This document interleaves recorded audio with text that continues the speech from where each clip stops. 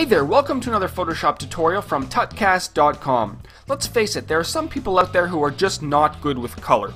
And they may need a nice color scheme to go with that website they're working on or the brochure that they have to make, but they can't seem to put together a nice color scheme. Well, Adobe has a service called Kuler. That's K-U-L-E-R.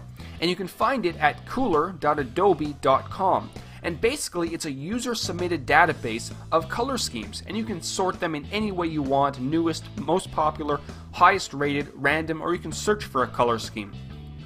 But in the recent release of Adobe Photoshop CS4, Adobe has integrated it right in Photoshop, and we can find it by going to Window, Extensions, and then Kuler. And here is our Kuler dialog box. Now we have a few tabs at the top. We have the About tab, which basically tells you what Kuler is.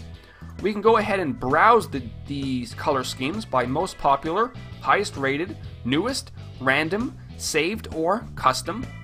We can browse them by all time, 7 days, last 30 days, or we can go ahead and search for a color scheme. So let's say we wanted a nice retro color scheme. We can go ahead and type in retro, press enter, and it's going to go ahead and search the Kuler database for all the color schemes with the tag retro. And here we have a bunch of user-submitted retro color schemes that we can use in our Photoshop documents. Now let's say we see one that we really like. Let's say we see this Disney retro one. Well, we can click on this and then click on the arrow, and we have a few options. We can go ahead and edit the theme for our personal use, or we can add it to our swatches panel. If we click on this and then we head over to the right hand side, we go to our swatches panel, it's added those colors right at the bottom here. So we can just very simply click on them to sample the colors and then use them in our documents. But what if we wanted to create our own color scheme? Well, with Kuler we can do that. We're going to click on the Create tab at the top here, and we have these new options right here. We can select what type of rule we want.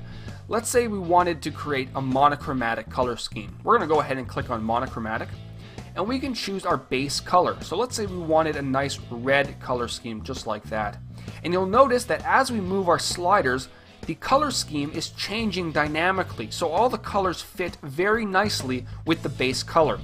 And we can go ahead and play with these color schemes as much as we want to get any sort of color scheme, and it follows the rule that we chose at the top, as you see here. So it's giving us a monochromatic color scheme dynamically as we change the sliders. It's great. If we can go ahead and save it if we wanted to, we can save it, let's say Ice Flow Retro, and click on Save.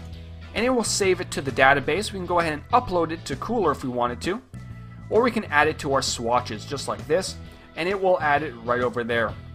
So if you're somebody who has a little bit of trouble getting a perfect color scheme together, definitely check out Kuler. If you're not on Photoshop CS4, you can go to kuler.adobe.com, which will work with any version of Photoshop. There's hundreds and hundreds and hundreds of color schemes that are free for you to use. Go ahead and check it out. If you're in Adobe Photoshop CS4, go to Window, Extensions, Kuler.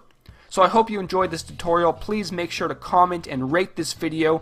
Go to tutcast.com, subscribe to our RSS feed, and until next time, this is Howard from tutcast.com. Take care.